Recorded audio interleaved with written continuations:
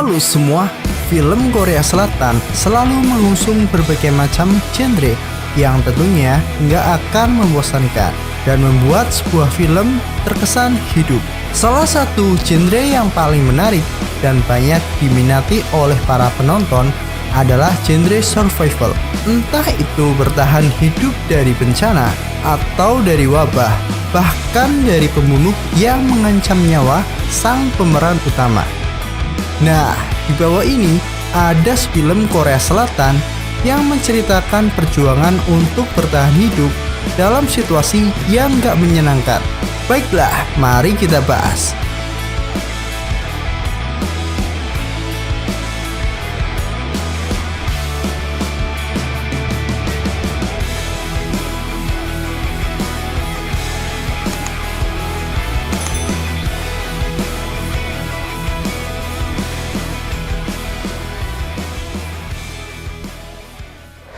Film yang pertama berjudul The Call, tahun 2020. Soyeon yang diperankan oleh Park Shin-hye merupakan seorang wanita yang hidup di masa sekarang. Nggak sengaja, Soyeon menemukan sebuah telepon tua di rumah masa kecilnya.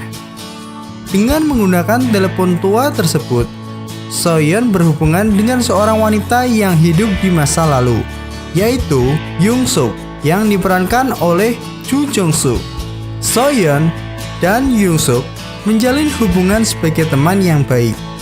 Soyeon meminta Young Suk untuk menyelamatkan ayahnya di masa lalu. Sebagai imbalan, Young Suk meminta Soyeon untuk mencari keadaan Young Suk di masa sekarang. Akibatnya, Young Suk mengetahui fakta bahwa ia di masa sekarang gak hidup dengan baik. Oleh karena itu, Young Suk pun berniat membalas dendam dan hidup Soyeon serta keluarganya pun terancam. Soyeon pun berusaha untuk bertahan hidup serta menyelamatkan keluarganya. Film yang kedua berjudul Life, tahun 2020. Dibintangi oleh Yoo Ah-in dan Park Shin-hye, Life menceritakan tentang mewabahnya sebuah virus dan mengubah manusia menjadi seperti zombie. Oh Jun-woo yang diperankan oleh Yoo Ah-in merupakan seorang gamer yang tinggal di rumah sendirian karena ayah dan ibunya sedang bekerja, sementara adiknya sedang bersekolah. Saat itulah kerusuhan terjadi akibat wabah tersebut. Semua internet dimatikan sehingga Jun-woo kesulitan menghubungi kedua orang tuanya. Saat Jun-woo mendapatkan telepon dari ibunya, Jun-woo malah mendengar semua keluarganya digigit oleh para zombie. Oleh karena itu, Jun-woo memutuskan untuk mengakhiri hidupnya. Namun, saat sedang mencoba gantung diri, Jun-woo melihat cahaya yang diarahkan oleh Kim Yoo-bin yang diperankan oleh Park Shin-hye. Hal itu membuat Jun-woo memiliki keinginan untuk tetap bertahan hidup. Kim Yoo-bin merupakan seorang yang juga selamat dan tinggal di seberang apartemen Jun-woo. Akhirnya, Jun-woo dan Yoo-bin memutuskan untuk berjuang bersama agar tetap bertahan hidup.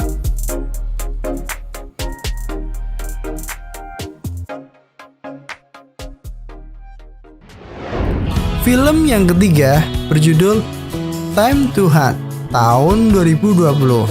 Time to Hunt mengambil latar di masa depan, ketika krisis sudah terjadi di mana-mana. Di tengah krisis yang terjadi, Jung Suk yang diperankan oleh Lee Ji-hoon berencana untuk pergi meninggalkan kota tersebut. Jung Suk bersama teman-temannya yaitu Ki-hyun yang diperankan Choi Won-sik, Jang-woo yang diperankan Ah Jae-hong, dan Sang-soo yang diperankan Park Jung-min. Mereka merencanakan pencurian besar-besaran di sebuah tempat perjudian ilegal terbesar di Korea Selatan. Namun, rencana mereka nggak berjalan dengan lancar. Mereka nggak sengaja mencuri sesuatu yang sangat penting untuk tempat perjudian tersebut. Oleh karena itu, mereka pun dikejar oleh seorang pembunuh bayaran bernama Han yang diperankan oleh Park Hee-soo. Mereka terpaksa harus bersembunyi dan kabur untuk menyelamatkan diri. Film selanjutnya yaitu Peninsula tahun 2020. Meskipun memiliki alur dan cerita yang berbeda, Peninsula merupakan sequel kedua dari Train to Busan. Warga Korea Selatan yang selamat dari wabah zombie diungsikan ke berbagai negara tetangga. Jung Suk yang diperankan oleh Kang Do Won dan keluarga kakaknya ikut mengungsi ke Hong Kong. Namun, saat berada di kapal, kakak dan keponakannya malah terinfeksi dan berubah menjadi zombie. Setelah 4 tahun tinggal di Hong Kong bersama kakak iparnya sebagai pengungsi, Jung Suk dan kakak iparnya kembali ke Korea Selatan untuk menyelesaikan sebuah misi, yaitu mengambil truk yang berisi uang. Di sana mereka malah diserang zombie dan Jung Suk diselamatkan oleh John Yi yang diperankan oleh Lee Ri dan juga diselamatkan oleh Yoo Jin yang diperankan Lee Ye Won. Sedangkan kakak iparnya diam di dalam truk dan malah tertangkap oleh komplotan Kapten Hua yang diperankan oleh Kim Min Jae. Jung Suk bertemu dengan Min Jung yang diperankan Lee Joo Hyun dan menceritakan semua yang terjadi. Akhirnya mereka berusaha untuk menemukan truk tersebut agar bisa mengungsi dan menyelamatkan diri mereka.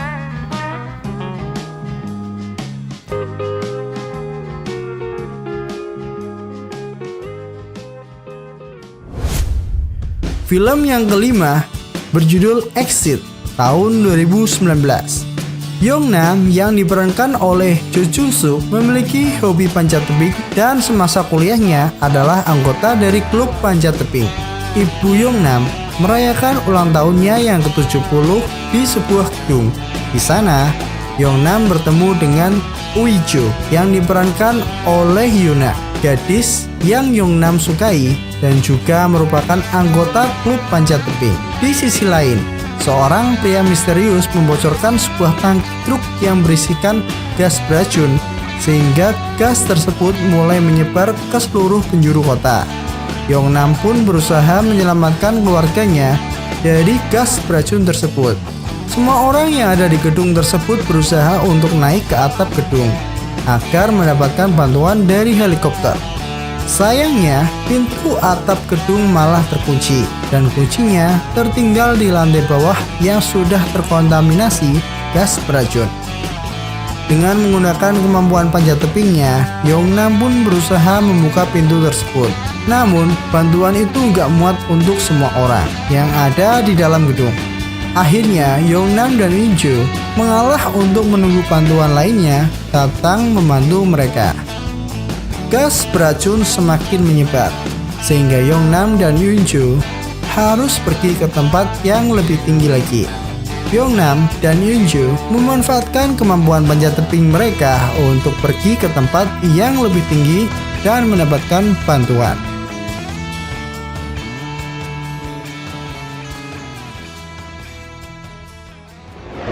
Film yang keenam berjudul Asphalt tahun 2019. Erupsi Gunung Baekdu mengancam kehancuran kawasan semenanjung Korea. Seorang pejabat pemerintah, John Hyuk-kyung, yang diperankan John Hye-jin, meminta Kang Po-rae yang diperankan Ma Dong-suk, merupakan seorang peneliti Gunung Baekdu, untuk mencari solusi agar kerusakan yang ditimbulkan dapat diperkecil. Untuk melakukan rencana sesuai teori Kang Po-rae, dibentuk sebuah pasukan khusus yang akan pergi ke Korea Utara untuk menyelesaikan sebuah misi. Pasukan tersebut dipimpin oleh Jo In Chang yang diperankan oleh Ha Jung-woo. Dia merupakan seorang pakar ledakan.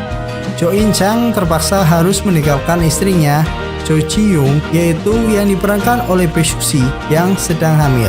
Karena kecelakaan, hanya pasukan Jo In Chang saja yang mampu sampai ke Korea Utara.